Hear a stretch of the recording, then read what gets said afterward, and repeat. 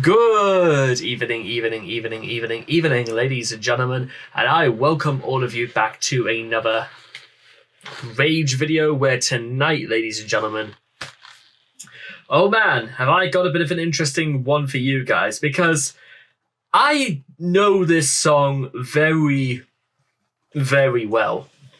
And I don't know if I should tell you the thing I want to tell you at the end of the video, or I want to tell you right here and now. In fact, we'll tell it at the end. But in the meantime, ladies and gentlemen, if you want to check out the original video for yourselves, links will all be in the description down below. So let's begin. Rhinoceros by the Smashing Pumpkins. In 3, 2, 1, and... Gish.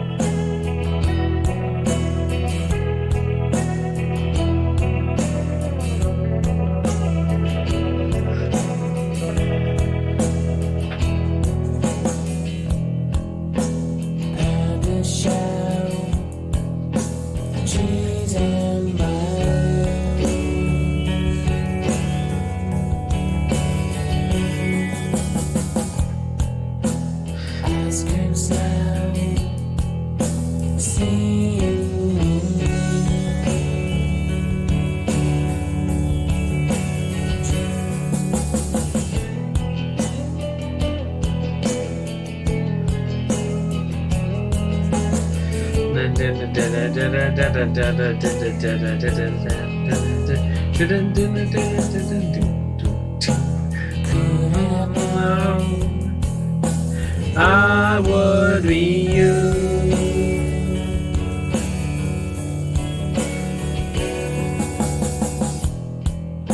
Should have known I would come and see. J.F.A. She knows, and she knows, she knows, she knows, and she knows, she knows, she knows, oh, she knows, she knows, she knows, she knows, she knows.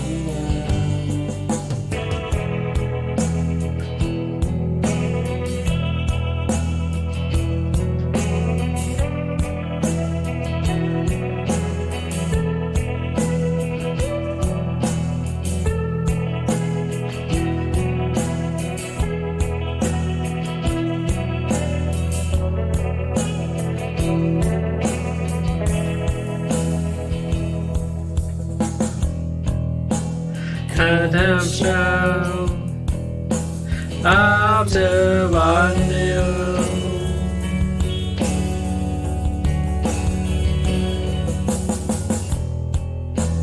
I should go see you in June.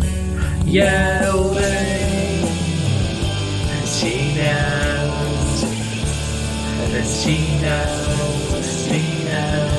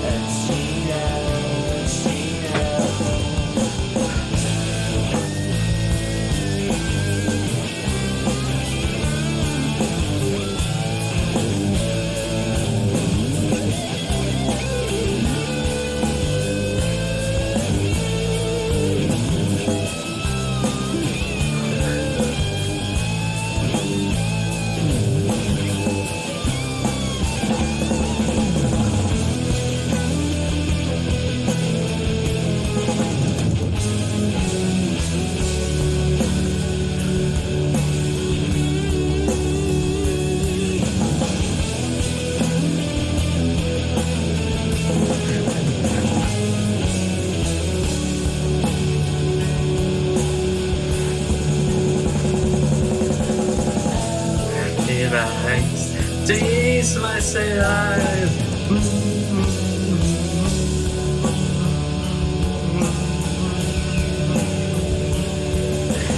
Oh, he likes to ease my sad eyes.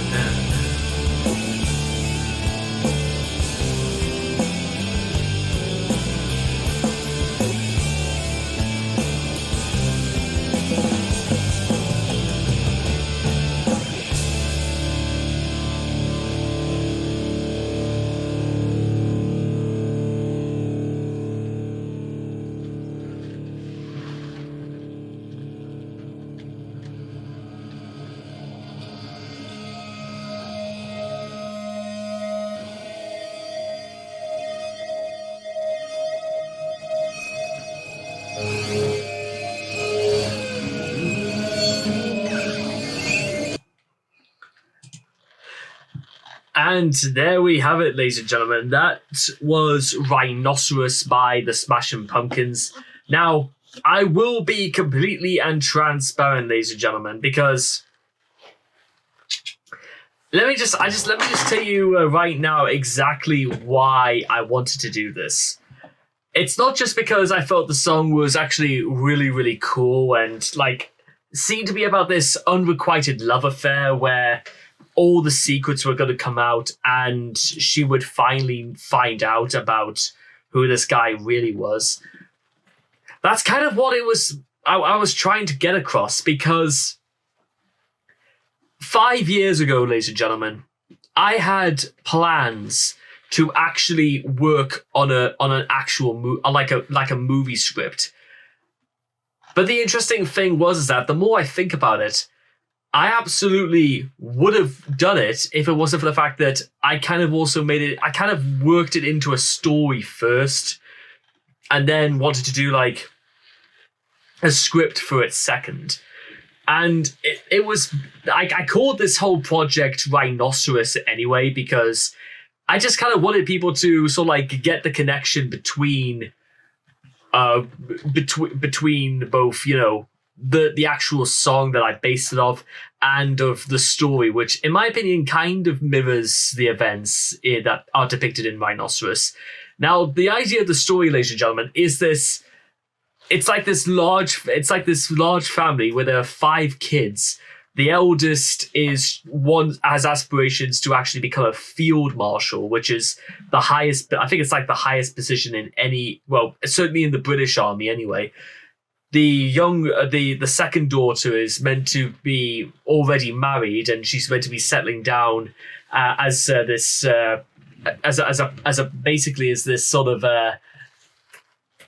freelance dressmaker for extraordinarily rich clients. And she marries this very influential man, and they settle down and they're very happy.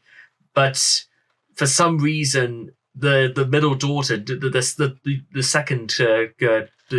second kid is just kind of not really sure really if like, is it really as simple as this? She kind of almost feels as if like there's something missing, if that makes sense. The third kid is the second son, and he is basically trained as a classic musician, and he finds work playing in like jazz clubs and stuff like that. But somehow even he thinks as though for all the training he underwent and for all the times he stayed behind and worked, how is it that somehow he's only just playing in these like dirty little jazz clubs? He imagined he would be playing for like symphony orchestras or flying out to like San Francisco and playing with the symphony orchestra, or even going to Chicago or somewhere. Like, he thought he would get much further than he thought he would. And the fourth kid, the second daughter, is just graduated from university, but is the only one in the family who suffers from dwarfism. But she aspires in the field of like mechanical engineering, and she actually works at the university where the youngest son works in, and she's very satisfied with her life and her work. But it's just, she still like has trouble just socializing, just because it's like the inferiority complex, mostly because of her height and just the fact that everybody's friendly to her, but nobody is really like, they don't want to actually get to know her, if that makes sense. And the youngest son is only in his second year at university, studying politics. But for some reason, he just kind of always feels he's like surrounded in a den of maniacs, like people who just shout and scream their head off, but nobody actually listens to each other. And so the youngest kid feels a bit stuck, more to speak. Oh, and by the way, he's 20 years old, if that, for what difference that makes. And I don't know whether I should just like talk about the story here, because it kind of, again, it works itself into the song in a way, or the song really influences the cases of the story. So the story begins with the parents who are basically about ready to just sign the divorce papers, but none of them will actually admit that they want to separate from each other. They get a letter that the mother's second stepbrother has passed away, who was actually a great friend of the family, and a lot of the family and the relatives turn up.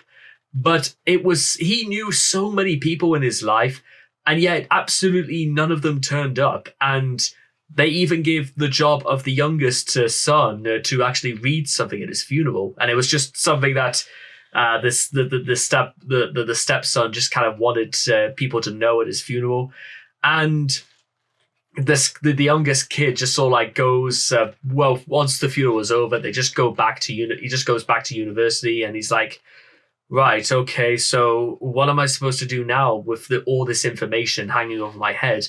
What's like the right thing to do? And that is when he sees her. This beautiful, beautiful woman just sitting in a coffee shop, just reading as though it was something out of like something out of a fairy tale.